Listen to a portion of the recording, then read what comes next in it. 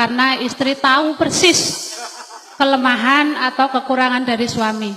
Jadi ketika dicereweti tinggal memperbaiki diri. Masya Allah.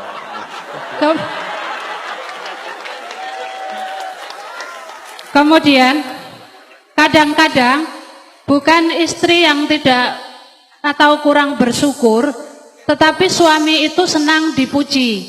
Padahal kata Ustadz Abdul Tuasikal, ketika ada yang memuji supaya dilempar dengan pasir kayak nggak salah.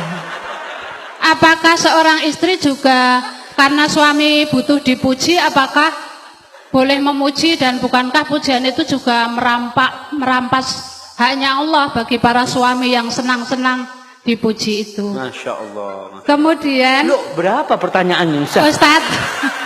Dolim itu boleh dibalas dengan dolim kan? Kalau suami mecah piring, bolehkah istri juga memecahkan piring? Masya Allah. Iya. Yang terakhir, Wah, ini kawan ini, Bu. bukankah yang bisa berjumpa dengan Allah itu adalah orang yang qalbun salim?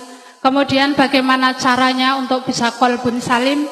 Lalu apa yang menyebabkan tiba-tiba tidak bisa jadi sholat malam? Lalu apa yang menyebabkan sholat tidak khusyuk?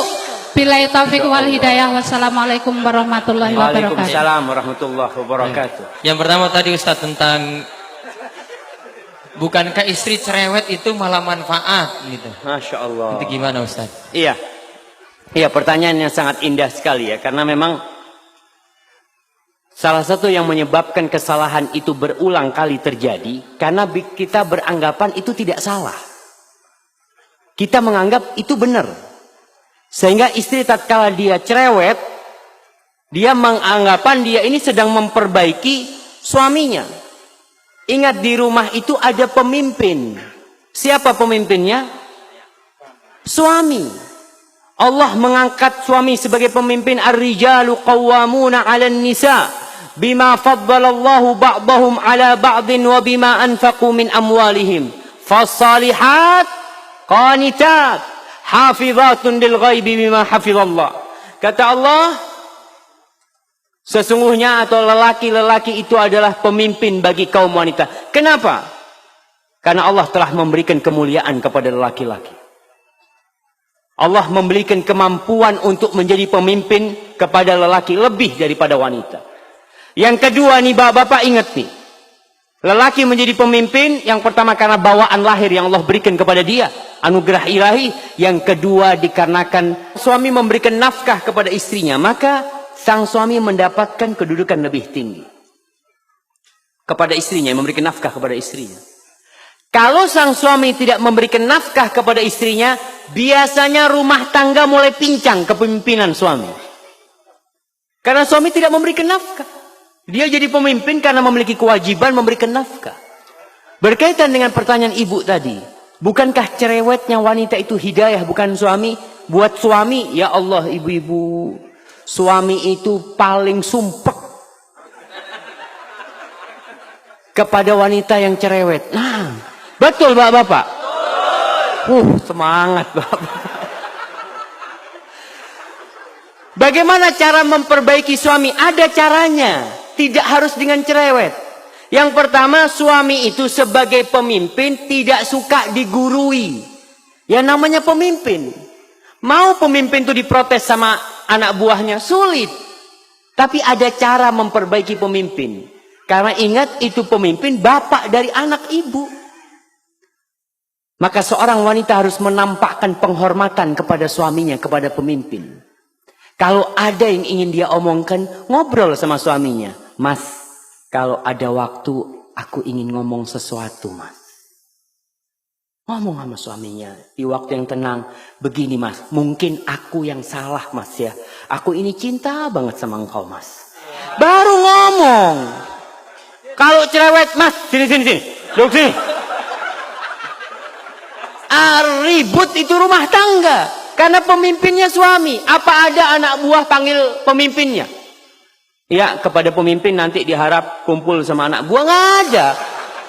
Yang dipanggil anak buah dipanggil sini sama pemimpin. Ibu kan tujuannya memperbaiki suami, bukan sok jadi jagoan, tidak.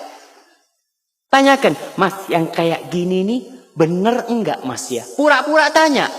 Padahal mau ngasih tahu sama suami. Enggak masalah dengan cara seperti itu.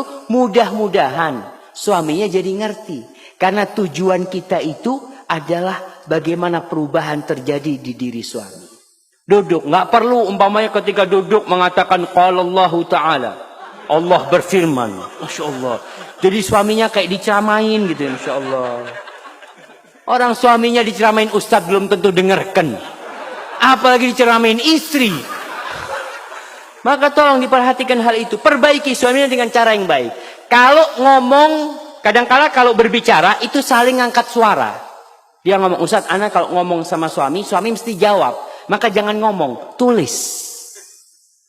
Tulis, karena kalau nulis itu insya Allah bisa memilih kata-kata yang baik. Nggak emosi orang nulis itu. Lalu berikan kepada suaminya. Begitu pula bapak-bapak. Kalau ingin menasehati istrinya, jangan di depan anak-anak, jangan. Jangan di depan orang, jangan. Ketika semua anak-anak sudah tidur ya, di kamar berduaan, katakan kepada istrinya, Dek, nggak ada wanita yang lebih aku cintai daripada dirimu di muka bumi ini. Masya Allah. Itu istri dapat kayak gitu, Masya Allah. Baru kasih nasihat. Tapi kalau ngasih nasihat, Dek, aku benci sama engkau. Allahu Akbar. Yang kedua tadi langsung terjadi piring yang saling pecah. Baik Ustaz. Mungkin seperti itu. Kalau ingin memperbaiki suaminya. Karena wanita ini yang solehah adalah yang tunduk dan taat kepada suaminya. Taat sama suaminya. Hadza wallahu a'lam bishawab. Dan wanita yang taat itu insyaAllah akan menjadi penghuni surga Allah subhanahu wa ta'ala. Baik. Yang kedua. Ini pertanyaan nggak perlu dijawab semua, satu waktu antum terbatas. Gimana kalau zolim tadi dibalas zolim? Masya piring Allah. pecah dibalas piring pecah. Masya Allah. Makanya mungkin harus ganti piring jamaah. Orang kalau suka dolim-doliman kan lempar-lemparan piring. Kalau cuma punya satu lusin di rumah nggak cukup dolim-doliman itu jamaah. Bukan jamaah. Allah subhanahu wa ta'ala menjelaskan kepada kita bagaimana menghadapi orang yang zalim. Bagaimana menghadapi syaitan dan bagaimana menghadapi manusia. Kalau menghadapi syaitan tidak ada cara kecuali a'udzubillahi minasyaitonir rajim.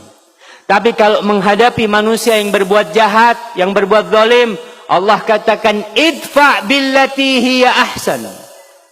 فَإِذَا الَّذِي بَيْنَكَ وَبَيْنَهُ عَدَاوَةٌ كَأَنَّهُ وَلِيٌّ حَمِيمٌ. Kata Allah, balaslah orang yang berbuat buruk kepada kalian dengan yang lebih baik, jamaah.